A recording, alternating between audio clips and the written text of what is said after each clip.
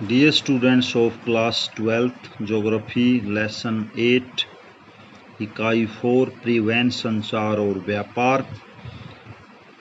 परिवहन एवं संचार ट्रांसपोर्ट एंड कम्युनिकेशन। आप जानते हैं कि परिवहन का हमारे जीवन में बहुत बड़ा महत्व है।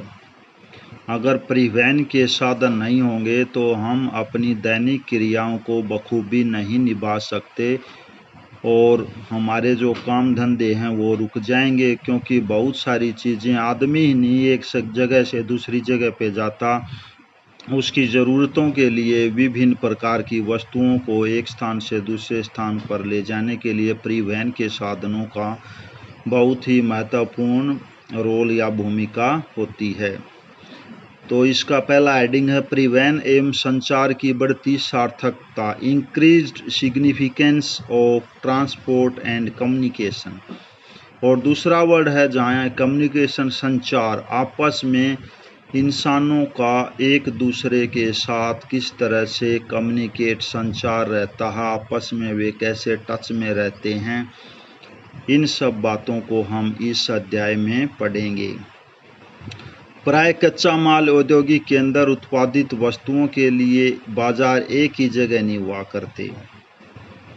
प्राकृतिक संसाधनों का उपयोग तभी संभव है जब कच्चे माल के स्रोत उत्पादन केंद्रों से और उत्पादन के अंदर उपभोग के क्षेत्रों से जुड़े हुए हों। इस काम को अंजाम देते हैं परिवहन, संचार और व्यापार। बड़े पैमाने के उत्पादन और विनिमय एक्सचेंज की प्रणाली अत्यंत जटिल होती है। प्रत्येक प्रदेश उन्हीं वस्तुओं का उत्पादन और विनिर्माण करता है जिनके लिए वहाँ आदर्श दशाएं विद्यमान होती हैं। उदाहरण के तौर पर हरियाणा में कपास, गेहूं, चावल और गन्ना इत्यादि प्रमुख फसलें हैं। तो यहाँ पर इन चीज़ों के लिए बच्चों आदर्श आइडल कंडीशंस हैं, तभी हम उत्पादन करते हैं। जैसे दो स्टेट हमारे देश के, गुजरात और महाराष्ट्र, वहाँ पर कपास का अत्यधिक पैदावार होती है। सबसे ज़्यादा उत्पादन देने वाले दो प्रदेश देश के गुजरात और महाराष्ट्र, क्योंकि वहाँ पर कपास के लिए आदर्श दशाएं विद्यमान हैं। अच्छी ज़मीन है और अच्छी भौगोलिक तापमान संबंधी परिस्थितियां हैं। जीवन का ऊंचा स्तर और जीवन की गुणवत्ता परिवहन और संचार के अत्यधिक साधनों और विकसित व्यापार पर निर्भर करती है। परिवहन और संचार का सक्षम जाल जो होता है कौशल के स्थानांतरण द्वारा सामाजिक और सांस्कृतिक उन्नति को प्रभावित करता है। देश की विविधता मतलब हर स्टेट की अलग अलग कल्चर, अलग अलग सिस्टम और अलग अलग खान पान और वेशभूषा और भाषा है। इसको एकीकृत करने, एक साथ एवं दूरस्थ प्रदेशों को आपस में जोड़ने का जो काम करता है वो परिवहन और दक्ष संचार। व्यापार की चर्चा हम अगले अध्याय में करेंगे। रेलों व ट्रकों द्वारा पशुओं की ढुलाई भी माल में शामिल की जाती है। परिवहन अर्थ एवं विधाएं, ट्रांसपोर्ट मीनिंग एंड मोड्स। व्यक्तियों और वस्तुओं को एक स्थान से दूसरे स्थान तक वहन कैरी करने की सेवा अथवा व्यवस्था को परिवहन कहा जाता है। परिवहन का कार्य मनुष्यों, पशुओं को बोझा ढोकर विभिन्न प्रकार के यंत्रों, गाड़ियों, संगठनों के माध्यम से किया जाता है। ये संगठन संस्थाएं मार्गों के निर्माण व रखरखाव, वहन के लिए प्रयोग की जाने वाली गाड़ियों के रखरखाव, लदान, उतराव तथा वितरण एवं संग्रहण का निपटान करती हैं। परिवहन की विधाएं हैं यहाँ पर कौन कौन से मोड्स हैं। Modes of transportation. फर्स्ट है स्थल परिवहन, जल परिवहन, वायु परिवहन, पाइपलाइन है।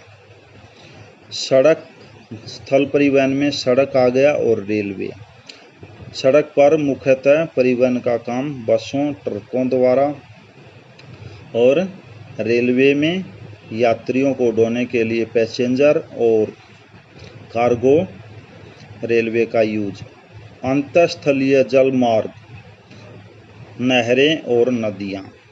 समुद्री जल मार्ग, जल परिवहन दो भागों में बटा हुआ। बड़ी बड़ी नदियाँ और नहरें भी कई बार परिवहन का काम करती हैं। और समुद्री जल मार्ग में बड़े बड़े जहाज एक देश से दूसरे देश, एक प्रदेश से दूसरे प्रदेश में विभिन्न प्रकार का सामान या कई बार यात्रियों को भी लेके जाते हैं। पैसेंजर शिप्स भी होते हैं और कार्गो शिप्स भी होते हैं।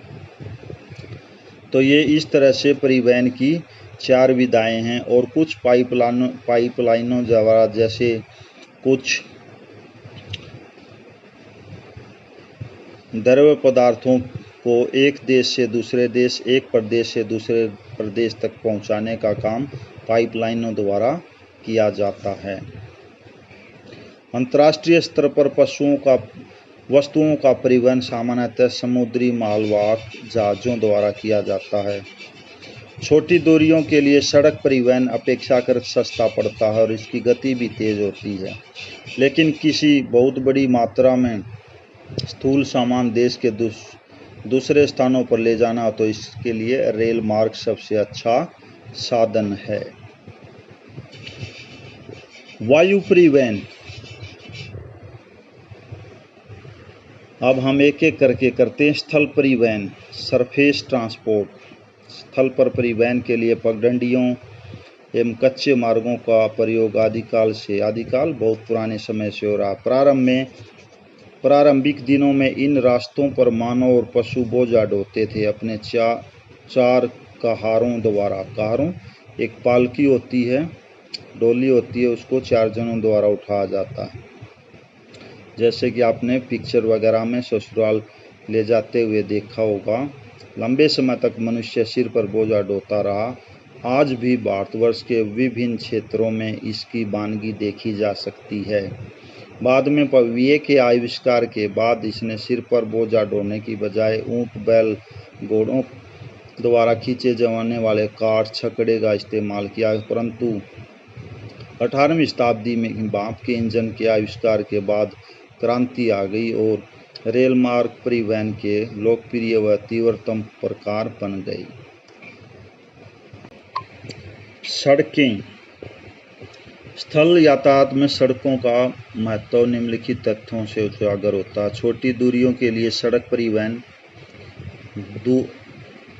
बड़ी दूरियों के लिए रेल परिवहन ज़्यादा लाभदायक होता है। सड़क परिवहन रेल, जहाज तथा वायु परिवहन का पूरक है, क्योंकि रेल, जहाज और विमान केवल सीमित स्थानों पर ही पहुंच सकता है, लेकिन माल और सवारी को उतार सकते हैं, जबकि सड़कें सभी गांव, नगरों और बाजारों से जुड़ती हैं। इसलिए संपूर्ण परिवहन तंत्र की अक्षमता सड़कों द्वारा ही उजागर होती है। दुर्गम क्षेत्रों में जहां परिवहन के अन्य साधन नहीं पहुंच सकते, वहां केवल सड़कें ही यातायात की सुविधा प्रदान करती हैं। मैं उदाहरण देना चाहूँगा, जम्मू कश्मीर और हिमाचल प्रदेश और उत्तराखंड के बहुत दुर्गम या ऊंचे इलाकों में सड़क ही एकमात्र ऐसा परिवहन का साधन है जहां पर लोगों के लिए उनकी बुनियादी सुविधाओं को पहुंचाया जा सकता है। कृषि और ग्रामीण विकास में सड़कों का योगदान है। गांवों को शहरों से जोड़ दिया, शहरों को बड़े शहरों या महानगरों से जोड़ दिया, ताकि गांव के लोग अपने कृषि यंत्र, खाद, बीज समय से और सुविधा के साथ उपलब्ध करा सकें। और शीघ्र नष्ट होने वाली वस्तुओं का गांव या शहरों तक परिवहन सड़कों द्वारा आसान और सस्ता पड़ता है। सड़कों द्वारा उद्योगों के लिए कच्चे तथा निर्मित माल का परिवहन आसान हो गया है।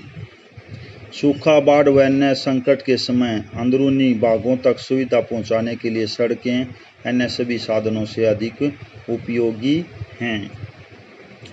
सड़कें और भौगोलिक दशाएं। सड़कें कच्ची भी होती हैं, पक्की भी। कच्ची सड़कों को बनाना आसान व सस्ता पड़ता है, लेकिन इनका उपयोग सभी ऋतुओं में नहीं किया जा सकता।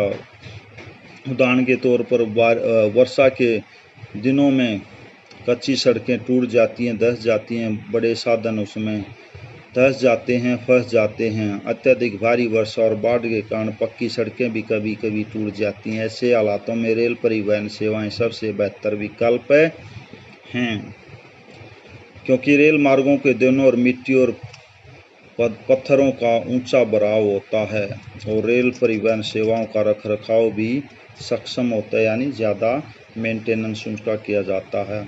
लेकिन किलोमीटरों की दृष्टि से रेल मार्गों की लंबाई कम होने के कारण ये विशाल और विकासशील देशों की परिवहन जरूरतों को कम लागत पर पूरा नहीं कर पाती। गुणवत्ता में अंतर। आधुनिक सड़कों के निर्माण और रखरखाव पर भारी खर्च और तकनीकी ज्ञान की आवश्यकता के कारण विकसित और विकासशील देशों में सड़कों की गुणवत्ता में काफ़ी अंतर पाया जाता है।